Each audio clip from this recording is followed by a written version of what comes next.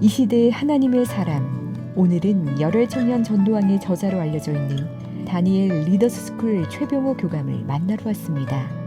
학창 시절 불교 중학교에서 불교 학생 회장을 맡았고 교회 다니던 친구들을 왕따시키던 그가 하나님을 만나 어떻게 변화된 삶을 살고 있는지 그가 만난 하나님의 이야기를 들어봅니다.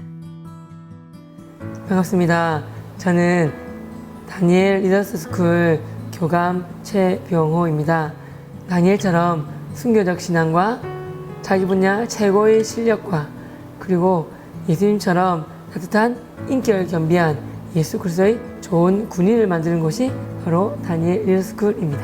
감사하게도 하나님께서 1년에 100여 명 이상씩 붙여주셨습니다.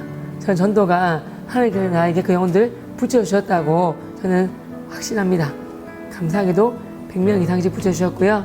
지금 예수 믿은 지가 20년 넘었는데 2,000명 이상 전도하게 되어서 그런 별명을 지어주셨고요. 감사하게도 70-80% 이상 되는 사람들이 교회에 정착해서 교회를 지금도 잘 다니고 있습니다. 저는 10여 년 이상 선교를 나가고 있는데요. 팔레스타인, 이스라엘, 인도네시아, 일본, 중국, 터키, 부르키나파소, 태국, 몽골, 캄보디아 이런 등등 나라들에 가서 선교를 하고 왔습니다. 첫 번째 선교지였던 팔레스타인 그리고 성지순례도 같이 했었는데 이스라엘 거기가 가장 기억에 많이 남습니다. 왜냐하면 거기서 제가 사실 비행기를 한 번도 탄 적이 없는데 첫 번째 비행기 타고 갔던 곳이 팔레스타인과 이스라엘이었거든요. 또 거기는 성경 속에 나와 있는 지명들이 다 있잖아요. 직접 다윗성도 보고 그리고 실로암도 보고 요단강도 보고 그리고 이렇게 성경에 나와 있는 곳을 지역을 가보니까 너무 다르더라고요. 그리고 무엇보다 갈릴리 호수를 보고 사실 많이 놀랐었거든요. 거기서 사실은 제가 평생의 사회감에 있어서 특별한 가르침을 받게 되었어요. 왜냐하면 성교사님께서 저희들한테 이렇게 물어보시는 거예요. 여러분 헬몬이라는 산이 있는데 거기서 깨끗한 물이 흐릅니다. 그래서 처음으로 보이는 것이 바로 갈릴리 호수예요. 너무나 크기 때문에 바다처럼 보인다 해서 갈릴리 바다라고도 합니다. 그런데 이 갈릴리 바다는 정말 보시는 것처럼 정말 깨끗한 물을 유지해서 수많은 물고기들과 수많은 식물들이 자랍니다. 그런데 이 깨끗한 갈릴리 바다 물이 흘러서 고이는 곳이 사해입니다. 근데 사해는 보시는 것처럼 죽은 물입니다. 염분이 30% 이상이기 때문에 어떠한 동식물 살 수가 없습니다. 근데 참 신기하지 않습니까? 분명히 같은 깨끗한 헬몬산에서 흘러간 물이 갈릴리호수에 모이고 그 다음에 사해로 갔는데 갈릴리호수는 정말로 동식물이 정말 많은 생명의 보고인 곳이 되었고 사해는 죽은 썩은 물이 되었을까요? 이유가 뭘까요? 라고 물은 적이 있거든요. 저희들이 학생기였기 때문에 나름대로 막 대답을 했는데 다 아니었어요. 정답은 뭐였냐면요. 갈릴리 호수는 날마다 헬몬산에서 깨끗한 물을 공급받아서 사해로 계속 흘려보내기 때문에 깨끗한 물을 유지할 수 있다고 들었어요. 하지만 사해는 이렇게 공급만 받지 주질 않기 때문에 고인물이 되기 때문에 썩은 물, 쓸모없는 물, 다 죽은 물이 됐다고 들었거든요. 성교사님께서 뭐라 하셨냐면 하나님께서 여러분들에게 주신 능력과 사랑과 건강, 물질, 열정, 에너지, 직업, 영향력 이 모든 것들을 여러분 받으셨으면 그 달란트와 은사들을 받으셨으면 갖고만 있지 말고 정말 나눠주라고 주라 그래야만 너에게 줄 것이니 곧 후이되어 누르고 흔들어서 넘치도록 하여 너에게 안겨주리라 너희 그 헤아리는 그 헤아림으로 서로 받을 것이라 그 말씀해 주시면서 나누라 하셨어요. 나누면 하나님께서 이만큼밖에 안 줬는데 이만큼 했네? 더 많이 줘야 되겠네? 이거 주면 더 많이 하겠네? 더 많이 하겠네? 그렇게 해서 그때 깨닫게 되었고요. 제 영적인 공급을 받는 비밀이 바로 갈릴리 호수 이 방법입니다. 하나님 저에게 주신 거 다 쏟아부으면 하나님이 더 많이 주세요. 그럼 더 쏟아붓고 더 많이 주시고 정말로 힘든 미자립 교회를 대학 청년들 한 20명 정도 모아서 같이 가거든요. 거기서 3박 4일 동안 여름 성경학교, 겨울 성경학교를 하는 거예요. 어른들을 모셔서 전도 사역을 하고요. 두 번째는 아이들을 모아서 성경학교를 하고요. 세 번째는 목사님들, 사모님들 힘드실 테니까 위로 사역을 해드리고요. 네 번째는 거기서 뭐 무너진 건물이라든지 그 안 좋은 화장실, 화장실 화장실을 개보수해드리고 이런 일을 하고요. 제가 전도함에 있어서 정말 결심을 하게 된 계기가 된 사건인데요. 그게 뭐냐면 할아버지 목사님 계셨어요. 주일학교 하려면 아이들을 데려가야 되니까 한 명만 같이 가자 그랬어요. 형 누나들이 막내인 저보고 가자 활발하니까 같이 가라 그러셨어요. 제가 갔어요. 갔는데 목사님이 같이 타고 가자고 보여주신 봉고차가 다 떨어진 거예요. 완전 낡아서 정말 마음속으로 똥차구나. 저 차가 굴러를 갈까 싶었어요. 다 녹슬어가지고 정말 타면 안 되겠구나 싶었는데 어떻게 안 타요. 탔는데 정말 시동도 두세 번 만에 걸리고 사실 참 힘들었어요. 도사님하고 운전해서 가는데 햇빛이 딱 들어왔어요. 그런데 햇빛 가리기가 또 없는 거예요.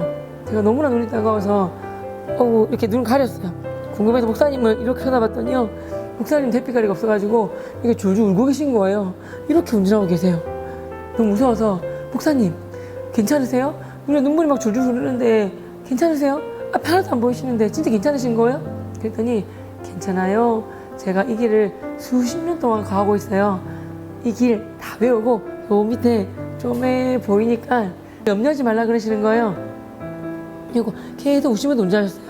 산 하나 두 개 넘고 다 쓰러져가는 폐가 같은 곳에서 초등학교 2학년 학생 한 명 태우고 또 산 하나 넘고 다 쓰러져가는 또 폐가에서 문도 없는 곳에서 6살 낸 남학생 한 명 태웠어요.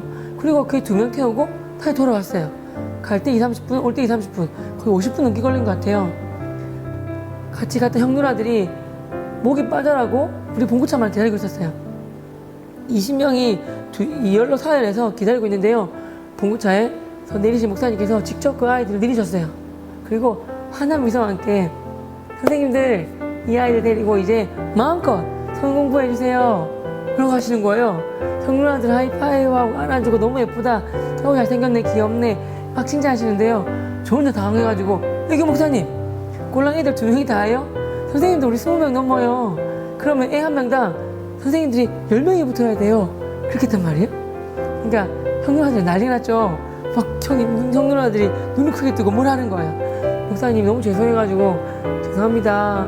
원래 애들 6명 됐었는데 도시로 박이다 보니까 공부를 하러 가버렸어요. 둘밖에 안 남았는데 잘 부탁해요. 그러시는 거예요. 미안해 하셨어요. 근데 사실 제가 잘못한 거잖아요. 그래서 제가 얼른 교회 저 구석에 가서 회개 기도드렸어요. 주님 죄송합니다. 제가 실수해버렸어요. 제 말에 목사님 행여나 상처는 안 받았나 모르겠습니다. 회개하고 있는데요. 하나님이 음성을 들려주시는 거예요. 병호야, 형계 보면 한 영혼의 천하보다 귀하다고 하지 않냐. 나는 이 두 꼬맹이가 천하보다 귀하 느껴진다. 너 이 설교 들었지 않냐. 사과 속 씨앗의 길 셀 수 있지만 씨앗 속에 있는 사의 열매의 수는 무수히 많아서 셀 수 없다고 들었지 않냐. 병호야, 나는 이 두 아이가 이렇게 느껴지니까 잘 부탁한다 그러시는 거예요. 저는 부산 사람이다 보니까 또 하나님이 사투리를 좀 말씀하세요. 병호야 잘 부탁한대 그러시는 거예요. 그래서 제가 울면서 기쁜 마음으로 기뻐서 울면서 네 알겠습니다 그렇게 했어요. 그리고 정말 나도 열심히 사역하고요. 부산으로 돌아와서 기도하다 보니까 너무 죄송한 거예요. 기도하다 보니까 목사님이 필요하지 않았어요. 너무 죄송한 마음에 햇빛가리가 없었잖아요. 처음으로 태어나서 인터넷 쇼핑을 해봤어요. 인터넷에서 작은 햇빛가리가 있으니까 나오는 거예요. 그래서 그걸 사서 목사님께 보내드렸죠. 전화드렸죠. 목사님 저 병호입니다. 자가용 햇빛가리개를 제가 사서 보내드렸습니다. 목사님 내일쯤 도착하실 텐데요. 그 봉고차에 타세요. 선글라스 색깔이기 때문에 눈 안 시려울 거예요. 그리고 목사님 제가 꼭 드리고 싶은 말씀이 있는데요. 목사님 차 너무 위험합니다. 가다가 이렇게 시동조절 안 걸리고 가다가 멈춰버리면 어떻게 합니까? 제가 돈이 있다면 도와드릴 텐데 학생이라서 죄송합니다. 지금은 기도밖에 못하지만 꼭 직장인이 되고 또 돈을 벌면 꼭 봉고차 고치고 잘 사용할 수 있도록 도와드리겠습니다. 그랬거든요. 그리고 제가 또 뭐라고 말씀드렸냐면 목사님 봉고차 보고 다 들어졌지만 정말 크게 배운 게 하나 있습니다. 팀장 누나가 얘들아 목사님께서 말하지 말라 하셨는데 꼭 말해야 될 것 같아. 그 아이들 2명 있잖아? 부모님들 교회를 안 다니신데 애들을 교회 전도하려면 차가 있어야 되잖아? 돈이 없으신 목사님께서 새 차도 아니고 중고차 살 수 없는데 기도했대. 기도하다 보니까 하나님이 목사님한테 어떤 배차장을 보여주셨대. 그 목사님 배차장에 달려가셨고 마침 어떤 분이 정말 다 떨어진 봉고차를 배차시키러 가져오셨는데 잠깐만요 하고 먼저 세우시고는 80만 원 주고 그 봉고차를 사오셨대. 그 돈이 없어가지고 그것도 10만 원씩 8개월 할부하고 계신데 그 봉고차가 이 봉고차야 라고 말씀하시는 거예요. 그래서 제가 목사님 그 얘기 들었습니다. 목사님 차는 비록 다 떨어진 똥차지만 정말로 이 봉고차 가지고 생명을 실어 나르는 차로 정말 복음을 전하는 차로 거룩한 차로 만드신 거 보면서 제가 감동받았습니다. 저도 이 다음에 가서 차를 사려면 목사님의 이 봉고차 이 똥차처럼 복음을 전하는 차로 생명을 실어 나르는 차로 아름다운 차로 만들겠습니다 라고 말씀드렸거든요. 그랬더니 목사님께서 참 은혜 많이 받으셨네요. 그렇게 하세요. 기도하겠습니다 라고 말씀하셨고요. 제가 교사가 되고 바로 차를 사게 되어가지고요. 그 차를 가지고 약속한 대로 정말 멀리 있는 아이들을 태우러 가서 복음을 전하게 되었습니다.